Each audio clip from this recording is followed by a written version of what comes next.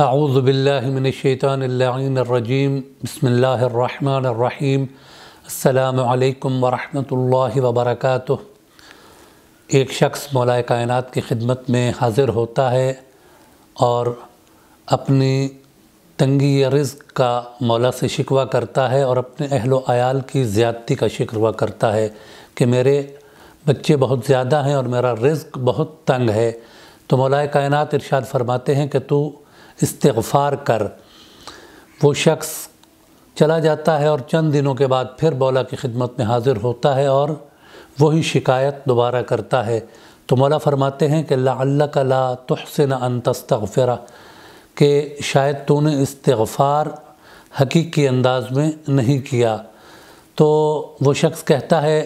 یا امیر المؤمنین علمنی، مجھے تعلیم فرمائے کہ میں کس طرح استغفار کروں۔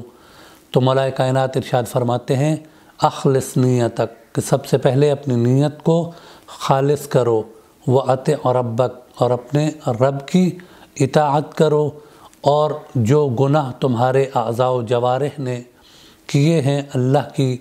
نعمتوں کو حاصل کرتے ہوئے، تو ان پر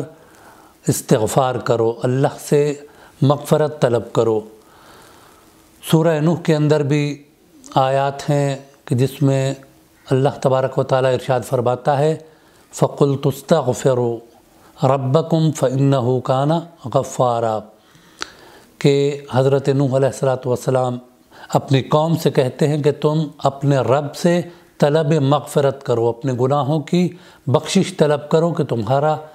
پروردگار بہت زیادہ معاف کرنے والا ہے۔ يُرْسِلُ السَّمَاءَ عَلَيْكُمْ مِدْرَارًا، کہ جو آسمان سے خوب بارش تم پر برسائے گا، وَيُمْدِدْكُمْ بِأَمْوَالٍ وَبَنِينَ، اور اموال یعنی مال اور اولاد سے تمہاری مدد کرے گا، وَيَجْعَلْ لَكُمْ جَنَّاتٍ، اور تمہارے لیے باغات بنائے گا، وَيَجْعَلْ لَكُمْ أَنْهَارًا، اور تمہارے لیے نہریں جاری کرے گا، نہریں بنائے گا۔ اب یہ جو تمام چیزیں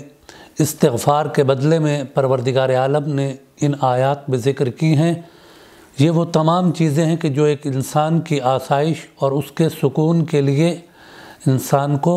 درکار ہوتی ہیں، اور انسان ان چیزوں کا طلبگار ہوتا ہے کہ اسے